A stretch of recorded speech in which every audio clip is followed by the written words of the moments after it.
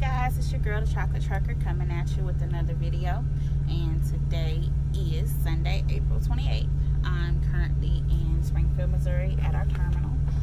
And this, first of all, if you hear any music in the background, I do not own the rights to this music. I just been cleaning up, straightening up, doing some stuff to my hair, well, this hair. So yeah, if you hear any music in the background, I don't own the rights to it. I just enjoy listening to music while I'm going around doing what I need to do in here. So this video, this is the second video I'm doing today. So if you see this shirt in my other video, it's because they've been done on the same day. Okay. This video will be about my future with training. So I've been asked over the past couple weeks, when will I train, if I will train, would I consider training. So I decided to do a video on it. So far, I've been in my own truck for 12 weeks. I've held my CDL since August of last year. So a little under a year. At this point, when it comes to training, no matter what career field I have been in, I have not considered the training aspect until I've gotten at least 6 months solo experience in whatever, like I said, whatever field I'm in. And when it comes to driving a truck, going forward is the easier part of our job. So I can teach someone to go forward in this truck right now. I can teach them the paperwork, customer relations, inter-business relations with no problem. But I work in the refrigerated division with Prime. If you're refrigerated, if you're a drive-in, you know that almost 99% of our deliveries and pickups, you have to back. I've only heard about a few instances where the customer takes the merchandise off of the trailer without you backing into a dock. And those are normally like small mom and pop places that don't have the facilities for you to back into. Like I said, rare occasions have I heard of you not having to back into a dock. And as a new driver, I'm comfortable with backing. My backing has gotten 100% better, but I'm not 100% accurate with my backing when it comes to backing at these receivers. Even when it comes to backing at truck stops, I'm not 100% comfortable sometimes. I have gotten into situations where I needed help, and I've had multiple people tell me, no matter how long you've been in this industry, you will still find situations where you need assistance backing. But how that relates to training, I want to at least have a good handle to know that I will be able to back with minimal problems, as few problems as possible, especially with me trying to show someone else how to back, how to set up for the backs in the real world, because that's what they will be facing when they come out here on the road with their TNT trainer, and when they get by themselves, they're gonna have to look at a situation, figure out how to set up for the situation, and back into that dock, into that parking space.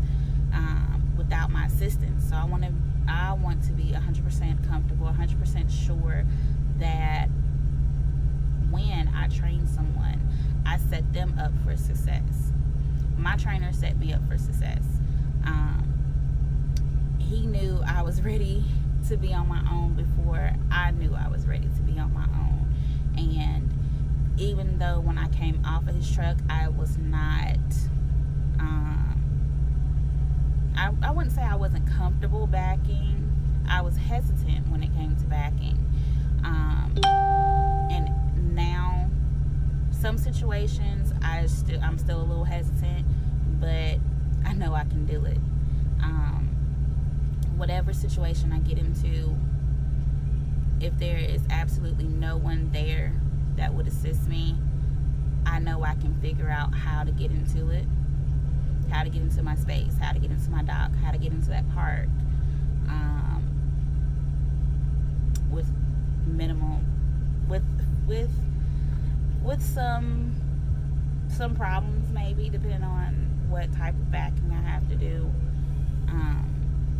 For instance, I went to this place in South Carolina last week, and the only way that you can get into the dock was to do a blindside. And that was because when I came in, I had an appointment window. So I had from like 6:30 that morning until noon. I got there like 7:30, and there were 2 other trucks in front of me. So I was told to park, and someone would come get me when it was my turn to get into a dock door. So you came in from this side, your docks were over here. Now, if I was able to park and get in a dock when I first got there, then it would have been a side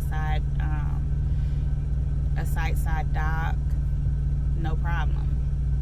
But because I had to go past the docks and I had to park over here with the rest of their trailers and a couple of other trucks, when I came back out, my dock's over here, I'm here. So I had to blindside. And I've always been told, if you have to blindside, don't turn it into a sight side. But unfortunately, at this place I was at, it was like docks, then your guard shack, then a gate, and on the other side of that gate, it was where you came in and out at, and employee parking. There was no way to turn around and turn this back into a sight side unless I were to back up around the corner, which was not an ideal situation, because I would be backing for a little bit of a distance. So I had to bite the bullet, and I had to blindside back. And the place was tight, so I couldn't sit up to do a regular blindside alley. I actually had to do a blindside 90.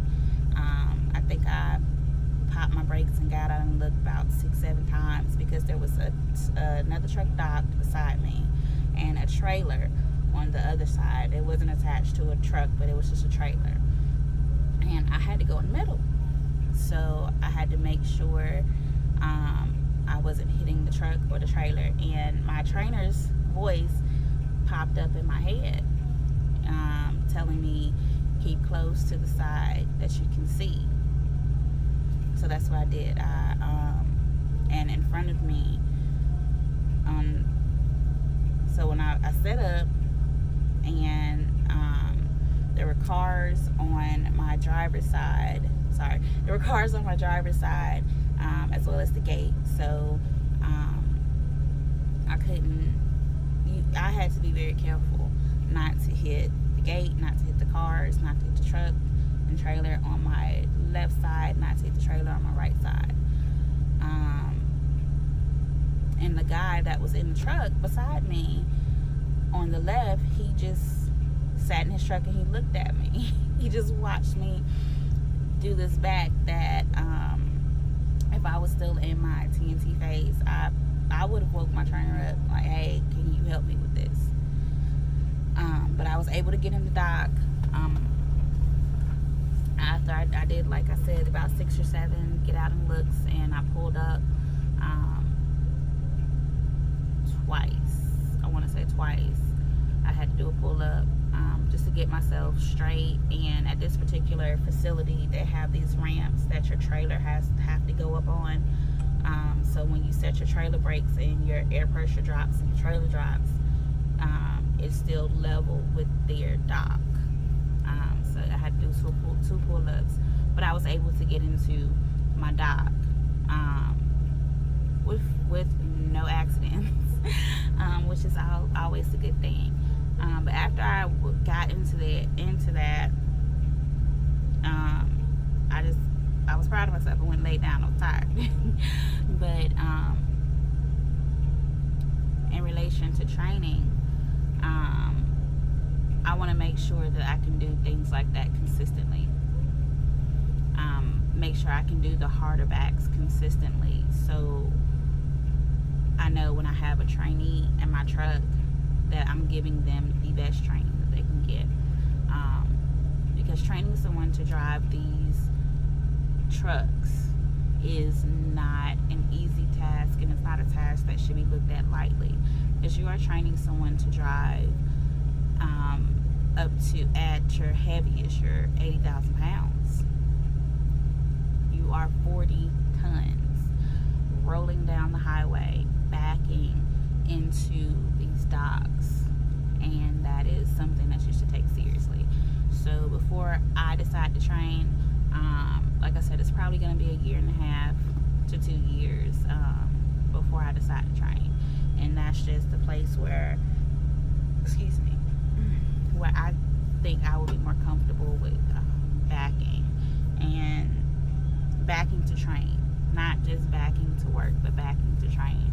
And there is a difference between backing to work and backing to train. But this video is running long. I'm at over 12 minutes now, so I'll go ahead and wrap it up. If you have any questions, you can hit me in the comment section or my email, chocolatetrucker18@gmail.com. Thank you guys so much for subscribing and for watching. Don't forget to like. If my video does interest you, share it on Facebook or whatever platform you decide. And I'm coming at you with another video. Once again, thank you guys for watching. Have a good day.